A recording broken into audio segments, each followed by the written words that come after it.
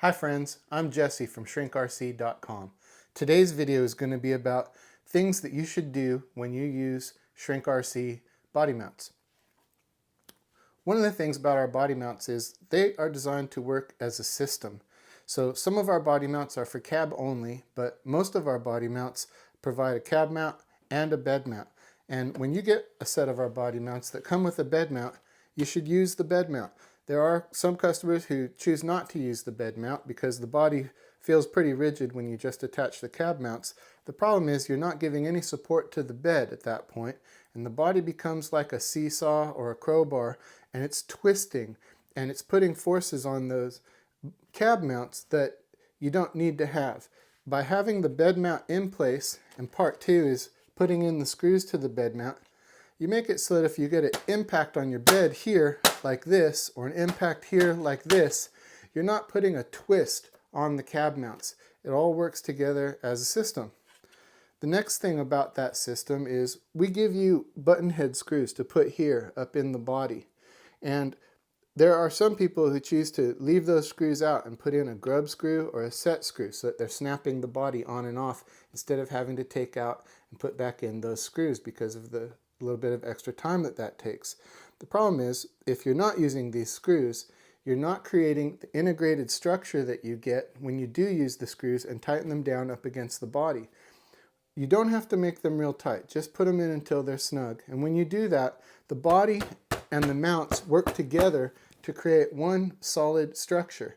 If you don't do that and you put in the set screw, every time your body falls from a decent height or rolls over, it's putting an impact on that tiny little grub screw, and that grub screw is acting like a little crowbar in there, and it will eventually break out of the spot where it mounts into the mount, and you'll break your body mount over time. Our mounts don't break very often, I'm glad to say. I don't have to replace them very often, but when customers have written to me and said they broke their body mounts, the first question I always ask them is, are you using the button head screws to mount the cab, and are you using the bed mount? Most of the time when one of our body mounts breaks, it's because somebody is using grub screws or set screws up in the front, and they're not getting the benefit of that integrated system that you get when you lock the body mount to the body and it all becomes one strong structure. So I really urge you to use the button head screws that are included with the kit so that you are securing the body to the mount and you're creating that solid rigid system, and use the bed mount and use the screws that go in the bed mount. We do have a couple of body mounts that we sell that are designed for cab only, and in those cases you shouldn't be using a bed. You should be following the directions, just use the cab, because if you do use it with the bed, now again you're back to creating that seesaw kind of situation where it has a tendency to want to break the mount. If you want them to last the longest, use them the way it was designed to be used. What else do I have here on my list? A good thing to do when using those screws that go up here in the cab, get yourself a 1/8 inch drill bit and drill out this hole and drill out this hole in the body. And that doesn't matter which body you're using our mounts with. I always suggest going through and drilling out those two holes with a 1/8 inch drill bit. The body's from RC four-wheel drive. It's designed for a 3mm screw, but very often the hole size and the paint buildup on it makes it so the screw is binding on that hole a little bit, and that makes it more difficult to mount up the body correctly. It gives you that bind on the screw to where the screw doesn't want to go in straight, and if you have something like a 4Runner or an extra cab, that binding can make it so that the body doesn't sit flush up against the mount the way it's supposed to, and your doors won't open and close correctly. So And in fact, another situation is the Land Rover D90 that we make mounts for. That one doesn't even come with 3mm screws to hold the body on. It comes with 2.5mm screws. Our body kit is designed for 3mm screws, so you really have to drill out the holes on that one for it to work. But again, you're going to want to do it if you have a 4Runner. You're going to want to do it if you have an extra cab, or else you're not going to get your doors to open and close correctly. Or if you do have a problem with your doors not opening correctly, that's probably why. So drill out those holes with a 1/8 inch drill bit.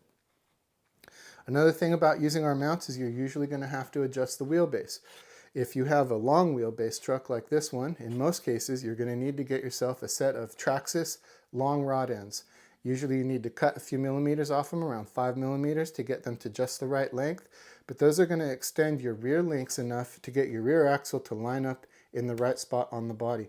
The long wheelbase bodies are all advertised as 12.3, and in reality they're all a little bit longer than 12.3, and that's why when you go and buy a Axial or a Vanquish or Element wheelbase that says it's 12.3, and you go to put a 12.3 RC four-wheel drive body on it, it's not quite right, and that's because the bodies are actually a little bit longer than 12.3.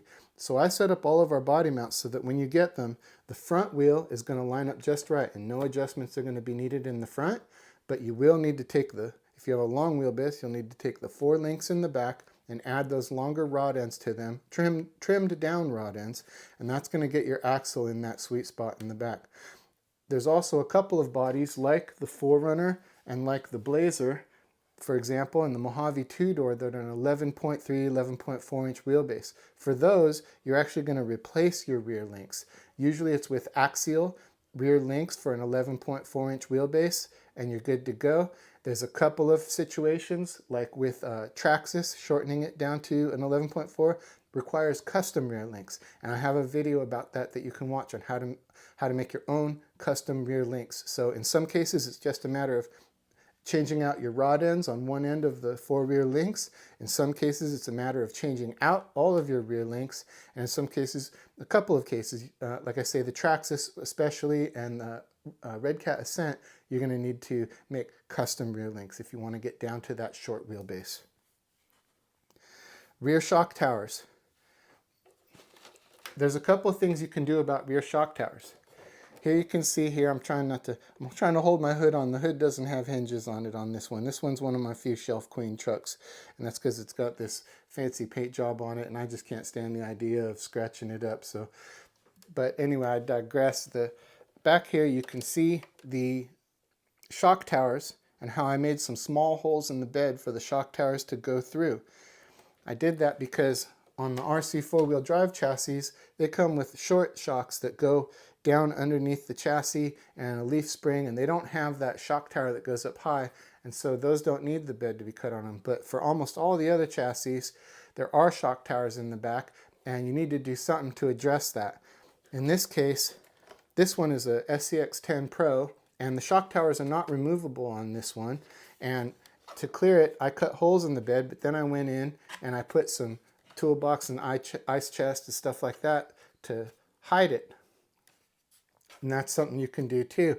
Another approach that some people take to this issue of the rear shock towers is they'll get very, very short shock towers that lean forward, and they'll take their shocks, their stock shocks, and lean them forward on the chassis and attach them just above the chassis and just below the bed, so they don't need to cut the bed. That is something you can do, but it'll affect your performance differently than if you leave the shocks in the vertical position that they're intended for.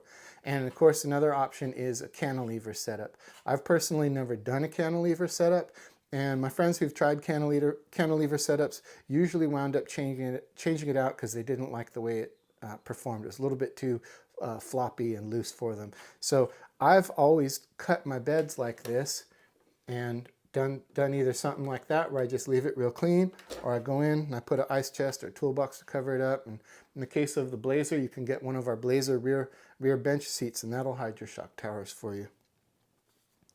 Next up I've got on here is floor height, and that's something to think about with these, in that the Mojave 2-door and the Mojave 4-door, unfortunately, body is no longer available, but it was a great body because it worked with the long wheelbase, had a high floor in it. But the Mojave 2-door and 4-door and the Chevys have a pretty high floor on the interior. In other words, it's up closer to the roof than it would be in real life, and that gives you more room for stuff underneath. So in general, with those bodies, you do less trimming of the interior than you would on an extra cab or a 4Runner. The extra cabs and 4Runners have a lower floor in them, and what that means is that you usually have to do a little bit more trimming on the interiors of those to fit around transmissions.